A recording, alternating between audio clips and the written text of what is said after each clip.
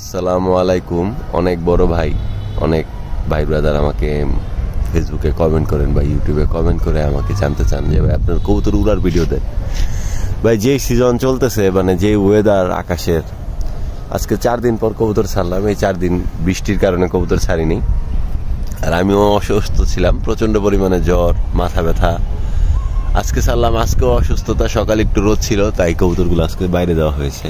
But দেখেন, দুপুর হতে না হতেই কবুতরগুলো আসলাম ছাদে লক করতে, এখন এই যে বৃষ্টি।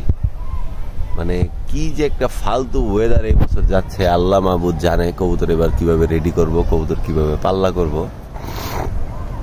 সবাই দোয়া করবেন। কবুতরের 2 দিন পর পরই ঠান্ডা লাগতেছে, হাঁচি কাশি, মানে বিরক্তিকর একটা সিচুয়েশন ক্রিয়েট হয়ে আছে।